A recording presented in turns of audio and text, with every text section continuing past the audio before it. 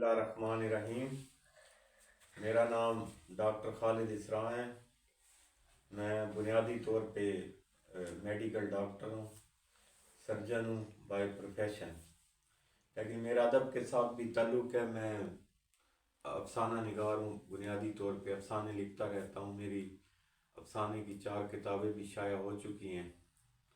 تو میں ایک یوٹیوب چینل شروع کر رہا ہوں۔ تو میرے چینل شروع کرنے کے پیچھے اپنے کچھ مقاصد ہیں۔ مطلب میرا چینل بنیادی طور پہ ایک علمی اور ادبی چینل ہوگا۔ آپ نے یوٹیوب پہ چینلوں کی بھرمار ہے، کوئی کوکنگ کے متعلق ہیں، کچھ سیر و سیاحت کے متعلق ہیں، کچھ اور جرنل قسم کے ہیں۔ اس کے علاوہ مختلف قسم کے سیاسی گروپس ہیں، مذہبی گروپس ہیں، اور قسم کے تنظیمیں ہیں جنہوں نے اپنے یوٹیوب چینل اور پیج بنائے ہوئے ہیں۔ تو علمی اور ادبی قسم کے چینلز کی یوٹیوب پہ بہت کمی ہے۔ اس کی شاید وجہ یہ ہے کہ لوگ دیکھنے اور ان کو سننے والے بہت کم ہیں۔ اس وجہ سے لوگ نہیں بناتے کہ ہمیں ویوز نہیں ملیں گے، ہمیں سبسکرائبر نہیں ملیں گے۔ تو میرا بنیادی طور پہ یہ کوئی خوف نہیں ہے کہ مجھے ویوز نہیں ملیں گے، سبسکرائبر نہیں ملیں گے۔ ہمارا کام ہے کہ شمع جلانا، چاہے ہماری بات ایک بندہ سمجھ جائے، 2 بندے سمجھ جائیں، 4 بندے، تعداد سے فرق نہیں پڑتا۔ اصل چیز ہے کہ آپ کی بات کو کون اچھی طرح سمجھتا ہے، یا آپ اپنا پیغام کس طرح لوگوں تک پہنچاتے ہیں۔ تو میرے چینل کا جو بنیادی مقصد ہے کہ لوگوں تک شعور پہنچانا۔ شعور پہنچانے سے مراد یہ نہیں ہے کہ جو میں بات کہوں وہ لوگ اس پہ عمل کریں یا میری بات ہر پہ آخر ہوگی۔ اس کا بنیادی مقصد لوگوں کو سوچنے کا طریقہ بتانا ہے۔ دنیا میں کتابوں کی، علم کی بھرمار ہے، لاکھوں کتابیں ہیں، لائبریریاں بھری ہوئی ہیں۔ کوئی بندہ ساری کتابیں اگر روز بھی کتابیں پڑھتا رہے تو دنیا میں اتنا زیادہ علم، ادب، سائنس، ہر چیز کی نالج کی اتنی بھرمار ہے کہ وہ نہیں پڑھ سکتا۔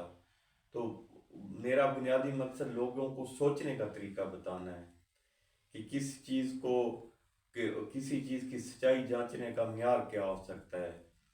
تو سب سے بنیادی مقصد یہی ہے۔ اگر آپ دیکھیں تو جس کو آپ شعور کہیں یا جو کچھ کہیں، ہمارے معاشرے میں بھرمار ہے۔ ہر تنظیم، ہر سیاسی پارٹی، ہر گروپ، ہر کوئی اپنے اپنے نظریات کو لوگوں تک پھیلانے کی کوشش کر رہا ہے، لیکن ہر کسی کے نظریات کے پیچھے اپنے تعصبات چھپے ہوتے ہیں، اپنے سیاسی مقاصد ہوتے ہیں، اپنے معاشی مقاصد ہوتے ہیں۔ تو اس وجہ سے صحیح شعور یا سچائی کا اندازہ نہیں ہو سکتا۔ نہ لوگوں کے پاس اتنا علم ہے یا اتنا ان کو جانچنے کا طریقہ نہیں ہے کہ کون سچ کہہ رہا ہے، کون جھوٹ کہہ رہا ہے۔ لیکن ہر کوئی اپنے اپنے تعصبات کا شکار ہے۔ ایک سیاسی پارٹی کا ایک بندہ ہے تو وہ اپنے سیاسی پارٹی کے جو اس کے حق میں پراپیگنڈا ہوتا ہے اس کو ہی حق سچ سمجھتا ہے۔ اس کا تجزیہ کیے بغیر، اس کو سوچے بغیر اسی کو حق سچ سمجھتا ہے، اور وہ اپنے تعصبات کا شکار ہوتا ہے اور اپنی چیزوں کو ہی بیسیکلی دیکھتا ہے۔ اور جو مخالف فریق کا نقطہ نظر ہے یا تو اس کو سننا ہی نہیں چاہتا، سنتا ہے تو بغیر سوچے سمجھے رد کر دیتا ہے۔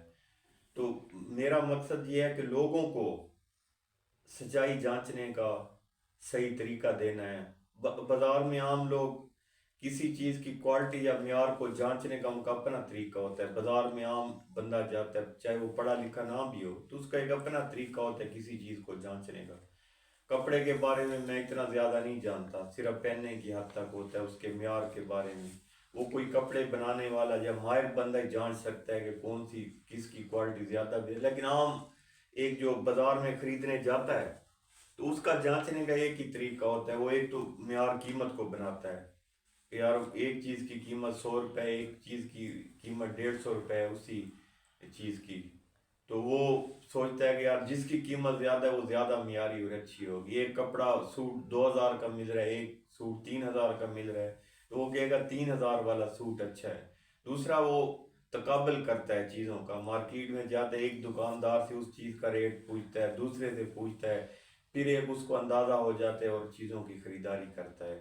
تو جہاں تک شعور کا تعلق ہے تو اس کا ایسا کوئی لوگوں کے پاس اس کو جانچنے کا معیار نہیں ہے۔ اس میں ہر کسی کے اپنے تعصبات ہوتے ہیں، بچپن سے، اپنی تعلیم کے دوران، بعد میں میڈیا کے ذریعے جو اس کے ذہن میں تعصبات جو سوچ بھری ہوتی ہے وہ اس کے مطابق ہی سوچتا ہے.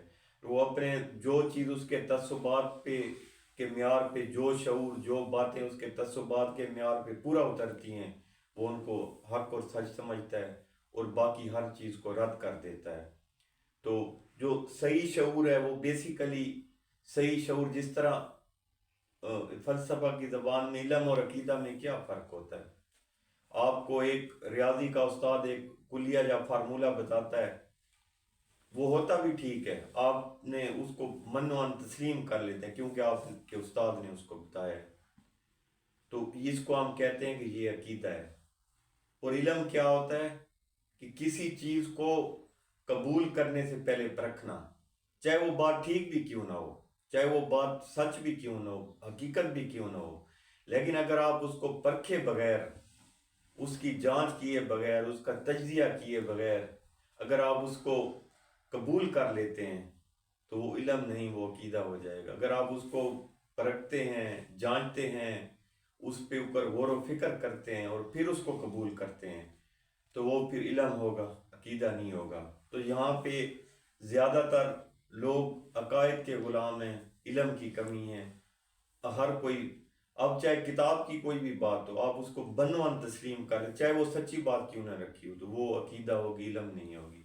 علم یہ ہوگا کہ آپ نے اس کتاب کی بات کو بھی اس کا تجزیہ کیا, اس کو, اور تجزیہ اور کرنے کے لیے آپ کے پاس کئی طرح کے علم ہوتے ہیں. منطق اور دلیل, پرانے دور میں منطق کا علم اکثر بچوں کو پڑھایا جاتا تھا, آج کل منطق اور دلیل اور یہ چیزیں بالکل ہی ہمارے نصاب سے غائب ہو گئی. تو ایک وہ طریقہ ہوتا تھا, وہ منطق کے ذریعے چیزوں کو جانتے تھے, اس پہ بحث کرتے تھے.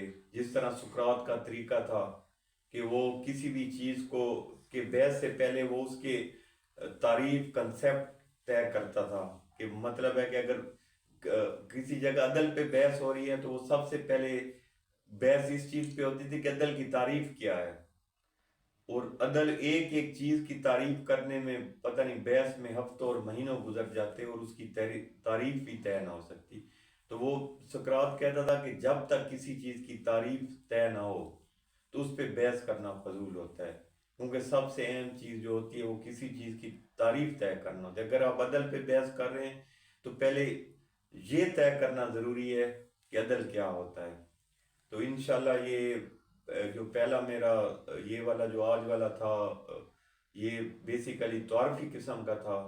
تو انشاءاللہ آپ سے یوٹیوب چینل کے واسطے ملاقات ہوتی رہے گی.